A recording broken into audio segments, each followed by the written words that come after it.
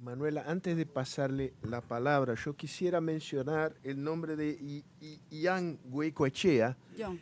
que es John Goicoechea, que estuvo con ustedes acá en la primera vez que ustedes estuvieron en Brasil en el año 2011, si me acuerdo bien, y que hoy está en prisión, ¿no? Y yo les recomiendo a todos acá que busquen en el New York Times una carta que escribió él, pero una carta muy conmovente desde de la celda donde está, no sé exactamente En el helicoide. por qué está, qué tipo de sentencia sufrió él.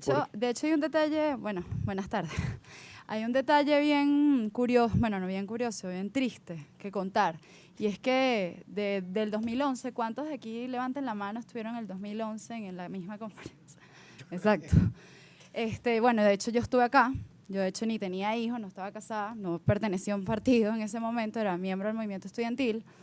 Y junto conmigo vino John Goicoechea, quien hoy además está detenido en el SEBIN, tiene orden de excarcelación, no tiene razones, de hecho le crearon un caso, tiene orden de excarcelación y nadie la ejecuta tampoco. Pero adicional también estuvo Sara Hanna, quien además está en el exilio desde el 2014, producto de que el régimen también la inculpa de un supuesto plan de golpe, en el cual también tanto David y yo tenemos denuncias en fiscalía por eso, ¿no? Que es un plan totalmente creado por el régimen.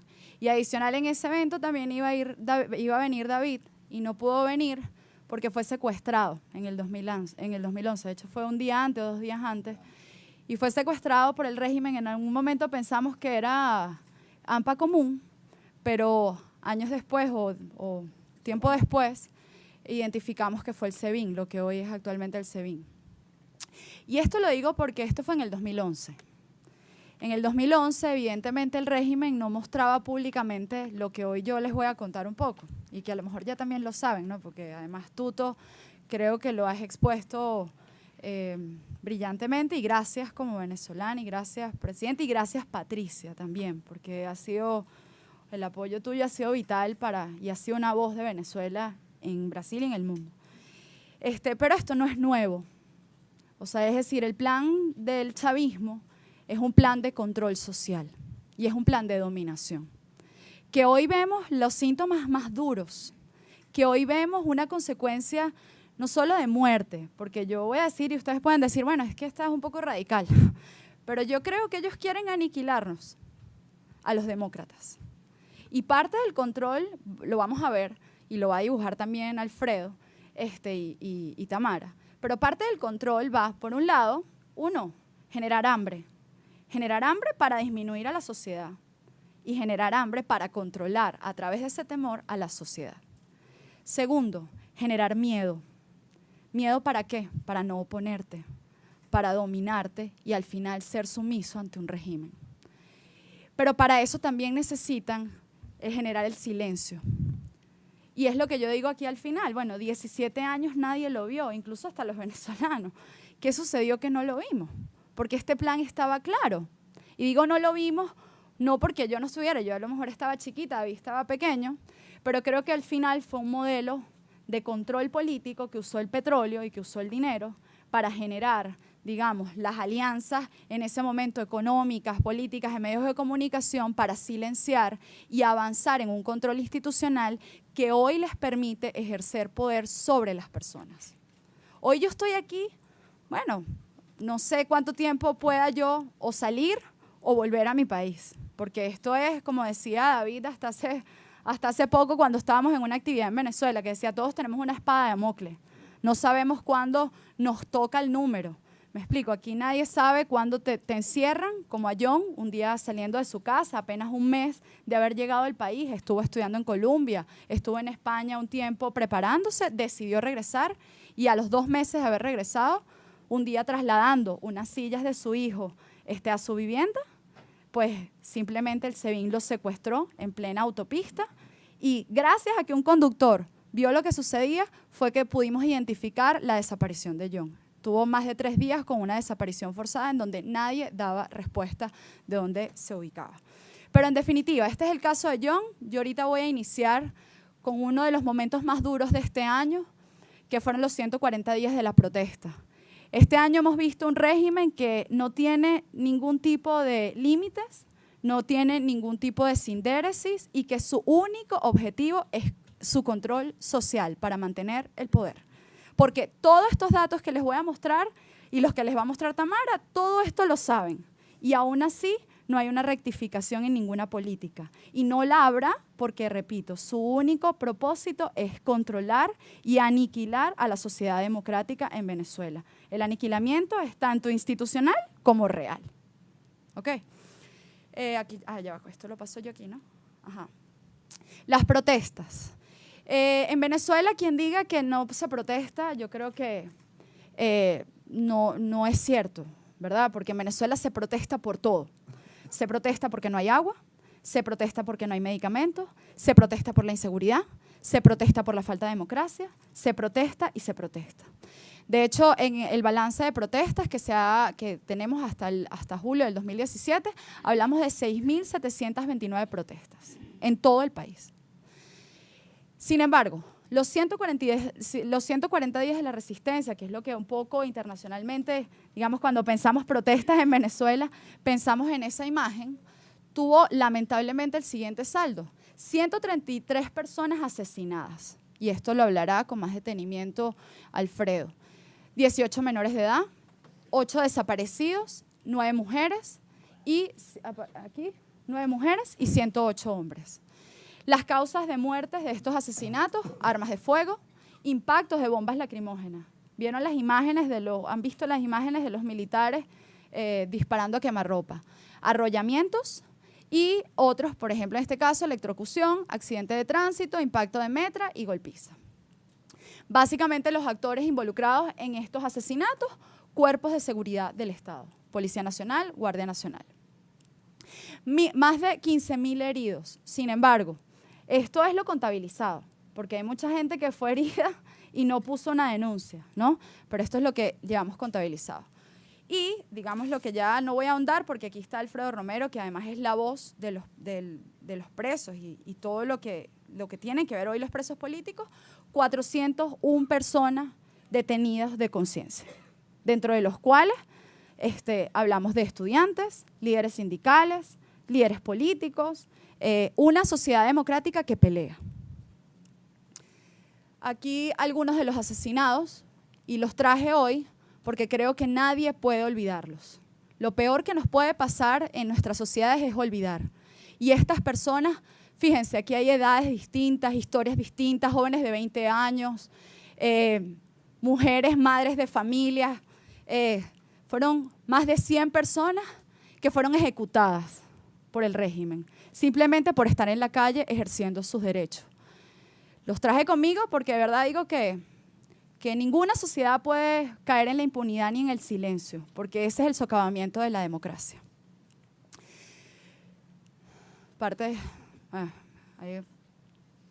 Sí, impacta, pero luego de lo que ocurre o durante esto viene un tema duro para la democracia también, porque al final la Constitución de Hugo Chávez sufrió el asesinato de sus propios hijos y fue la propuesta de la Asamblea Nacional Constituyente. Una elección que no fue elección, porque no fue ni transparente, ni individual, ni universal. Fue diseñada simplemente para socavarle el poder a la Asamblea Nacional, la que hoy, digamos, yo invisto como diputada. Y digo socavarle porque yo creo que más allá de que su propósito haya sido instalar el Estado comunal, el cual ya de facto por presupuesto lo hacen, como lo hablaba el alcalde David Smolansky, creo que ellos buscaban silenciar lo que hoy, por ejemplo, desde la Asamblea hemos hecho. Y es que al final la Asamblea hoy, uno de los ejercicios más duros a nivel internacional que hemos hecho, no solo es denunciar los casos, sino decir, bueno, crédito que se le apruebe, crédito que no va a ser reconocido porque al final no ha sido presentado a la Asamblea Nacional. Y ante esa limitación ellos dijeron, ¿sabes qué? No me importa, vamos a crear un nuevo Estado. Y ese va a ser el Estado comunal. Y eso es lo que hoy representa la Asamblea Nacional Constituyente. Ese día fue marcado de muchísima represión. De hecho, fue uno de los días más violentos de los 140 días. A mí me tocó vivirlo, de hecho, con el alcalde Smolansky. Algunas de las imágenes que les presento son duras, pero fue en parte de la represión que vimos. Ese día, por ejemplo, bueno, como les digo, más de 1.500 heridos en todo el país. Distintos tipos, le lanzan bombas lacrimógenas en la cara, los atropellos de personas. ¿Y quiénes fueron estos? Grupos paramilitares, es decir, grupos de colectivos, lo que llamamos en Venezuela, pero también la Guardia Nacional y Policía, porque aquí se quitaron el rostro. Aquí el ejército y la Policía Nacional pues funciona como el órgano ejecutor de la violencia proveniente del Estado. También fueron agredidos en todos estos 140 días también diputados de la Asamblea Nacional, dentro de los cuales estaba Juan Requesens, Juan Guaidó, la diputada Amelia Belisario, además diputados de varios grupos políticos, miembros de la Mesa de la Unidad. ¿Ah? Y regiones, exactamente, Elsa Solórzano, José Manuel Olivares. Y cuando me refiero, por ejemplo, al caso de Paparoni, quien además fue herido 2 veces, porque además le pusieron lo que nosotros llamamos el del agua, la ballena. Pues lo apuntaron con el chorro de agua y le pegaron la cabeza el chorro de agua a un nivel de presión que le generó una contusión e incluso tuvo una amnesia temporal. Pizarro, y bueno, también aquí vemos a David, de hecho es algo que tú no contaste, es algo que uno normaliza. Al final, para nosotros, el gas lacrimógeno, desde que participo en política, está presente y me acompaña, al igual que la agresión policial, porque no existe la policía para protegerte, existe la policía para perseguirte. También vemos que no es solo con los políticos, es también con los periodistas, porque al final, repito, es la sociedad democrática la que hoy es la amenaza para el régimen. Hay un día que es emblemático, y aquí yo digo que al final la asamblea no es solo el recinto, es el ejercicio que hacemos los diputados. De hecho, yo comentaba, yo como asambleísta o diputada, yo no cobro salario, porque a nosotros desde que nos instalamos, pues no nos pagan. De hecho, yo por primera vez, y esto no es por ser feminista, pero por primera vez a mí me mantiene mi marido. Gracias a Dios, por lo menos tiene algo de trabajo que nos permite llevar a la casa. Pero yo no cobro. Ahora bien, la asamblea la hacemos todos los diputados y tomamos las decisiones porque al final la democracia no es solo el Parlamento, es el ejercicio de nuestro legislar, el que hace en efecto la institución. Esto fue el 5 de julio. El 5 de julio, con el aval del ejército, entraron grupos paramilitares. Pero no es la primera vez que ocurre, era la primera vez que ocurría, digamos, de manera más clara, en donde fueron agredidos 5 diputados. De hecho, el diputado Américo de Gracia tuvo contusiones cerebrales. Ese es Armando Armas, quien además es militante y aliado de mi partido, que es Voluntad Popular. Fue herido con un tubo en la cabeza. Pero todas estas... ¿ah? Bueno, el 5 de julio es el Día de la Independencia. Ese día en la mañana, de hecho, la tomó la ANC, ilegítima, tomó las instalaciones del Congreso. Inclusive en la mañana dijeron, tranquilo, nosotros venimos a abrir porque el Ejecutivo Nacional tiene las llaves del Salón Elíptico. En el Salón Elíptico descansa el Acta de la Independencia. Y ellos llegaron y abrieron el Salón Elíptico y dijeron, ustedes van a poder sesionar. Entraron los diputados, entraron los invitados, inclusive habían invitados internacionales, embajadores, escritores, historiadores. Y cuando ya estaba todo el mundo ahí, el alcalde de Caracas, Jorge Rodríguez, junto con también el vicepresidente Tarek El Aissami, dieron la decisión de que se tomara la Asamblea Nacional. ¿Qué significaba esto? Más de 500 personas armadas a los alrededores del Palacio. ¿Qué significaba esto? Ninguna presencia de las Fuerzas Armadas. Es decir, en todas nuestras sesiones, hasta los militares nos piden las credenciales, nos limitan el acceso a las oficinas, nos impiden en nuestra labor de legislar. Pero ese día resulta que no había ni un solo militar a los alrededores del Palacio. ¿Y qué significó esto? Pues el ingreso violento de grupos que intentaron entrar incluso al hemiciclo, que entraron al pasillo, en nuestro hemiciclo. Bueno, me imagino que usted, expresidente, lo conoce, bueno, tú lo conoces obviamente, pero es una puertica de madera. Irrumpen la puerta de madera.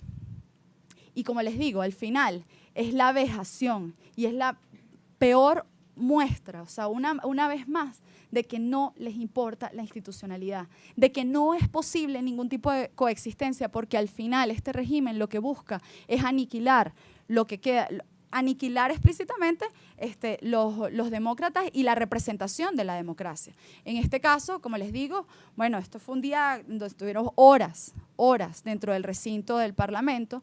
Esto yo se lo comentaba a Tamara. Tamara me decía, bueno, pero eso ocurre una sola vez. Le digo, no, la verdad es que no ha ocurrido una sola vez. La verdad es que cuando ellos quieren toman el palacio, no nos dejan salir.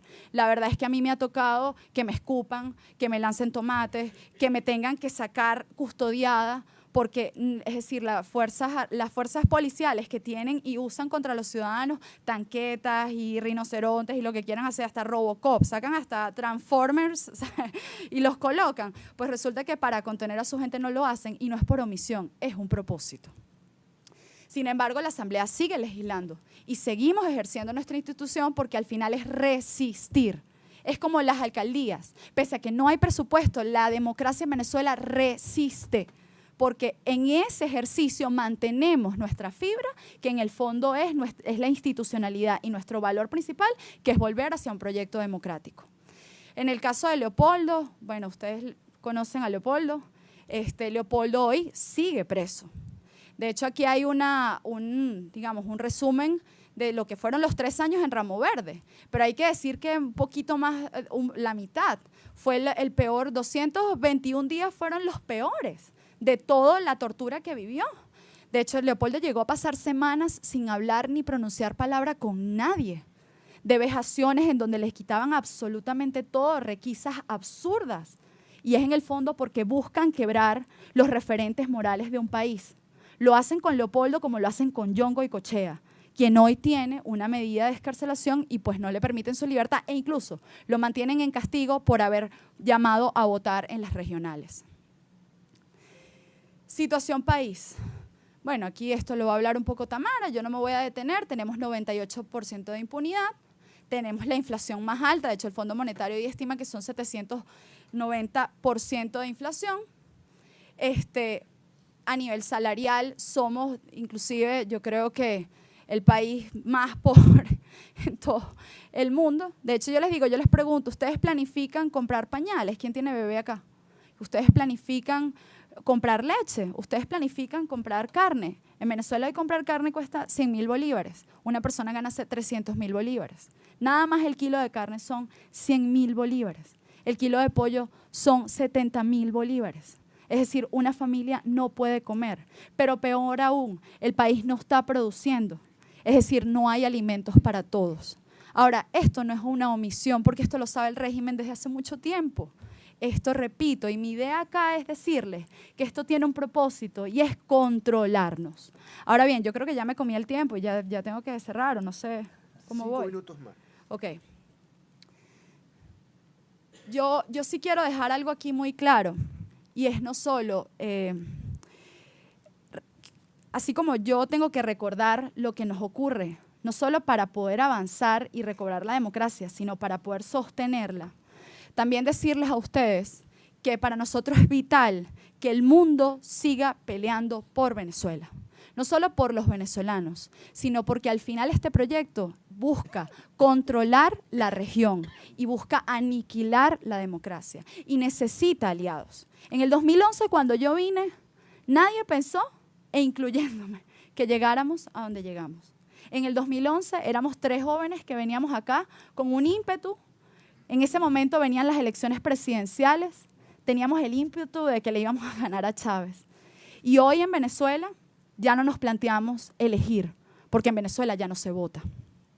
Hoy la unidad se recompone en la verdadera unidad, en la que hoy se tiene que comprometer con recobrar la democracia. Y digo esto, ¿por qué? Porque en Venezuela hoy no hay condiciones para votar. Y en el 2011 creíamos que los votos eran la salida. Hoy seguimos creyendo que votar es la salida, pero para eso necesitamos generar condiciones. Porque sin lugar a dudas, fíjense lo que ocurrió en las regionales. En las regionales, el régimen mostró, no solo la capacidad de control social a través del hambre. Y con esto no es que estoy diciendo el argumento moral de decir, bueno, pero la gente se dejó comprar. No, es que hoy por una bolsa depende la existencia de una familia. Hoy una bolsa resuelve la comida del mes. O sea, y es dramático, porque estamos hablando de que en Venezuela hoy hay muertos por hambre. Ese es un control social. El segundo control social es el del miedo, porque te busco, porque te aprehendo, te quito la libertad. Pero el otro también es el del fraude. Y en efecto, en Venezuela hubo fraude, la gente no eligió. O sea, hubo unos votos que al final fueron inflados, como lo decía tú, todavía votos múltiples y cantidades de cosas. Y por eso hoy en la Unidad y desde Voluntad Popular, por ejemplo, nos hemos comprometido, primero, a no participar en las municipales, y porque al final, si sabemos que no elegimos, entonces tenemos que generar la organización social que permita recobrar las condiciones y que permita habilitar, digamos, uno de los llamamientos que en Venezuela pedimos, y es que hayan elecciones generales. ¿Y por qué les cuento esto? Porque sin la ayuda internacional nada de esto va a ocurrir. Porque a ellos simplemente no les importa. Y porque hoy el único temor que tiene el régimen, no tienen sindéresis, no tienen límites éticos, porque lo único que a lo mejor temen es las cuentas, las propiedades, las familias que viven afuera. Porque sí les digo algo, todos los del régimen tienen a sus hijos afuera. Todos los del régimen se atienden con médicos, no en Cuba, en Estados Unidos e incluso Brasil. Porque aquí hasta se atendió, creo que te dice Lucena. No lo sé. Entonces, es necesaria la comunidad internacional, no para perseguir, para hacer justicia. Porque necesitamos que les pongan límites para que podamos, digamos, no es negociar su salida. Y que en Venezuela se habilite una elección que le permita a los venezolanos rescatar la democracia. Y por último, no olvidar que esto puede ocurrir. Porque los venezolanos pensamos que esto no nos iba a pasar. Es más, yo recuerdo que muchos nos decían, ustedes van por el camino de Cuba. Y todos decíamos, no vale, nada que ver, tú estás loco, o sea, eso no nos va a pasar, somos Venezuela, porque además somos un poco arrogantes, ¿sabes? Somos Venezuela, eso no nos va a pasar. Y 17 años después, hoy nos estamos muriendo de hambre. 17 años después, yo hoy, y esto lo digo con dolor, no le puedo ni siquiera asegurar las vacunas a mis hijos. 17 años después, mis mejores amigos, David, está en el exilio, queriendo estar en Venezuela. Mis dos mejores amigos están presos y castigados por este régimen. Y yo hoy les digo, no piensen que no les puede pasar, porque hay un proyecto hegemónico que busca aniquilar las democracias en la región. Y nos corresponde a todos hacer no solo factible la democracia, defenderla no solo para nuestro país, sino para nuestros vecinos. Así que muchas gracias.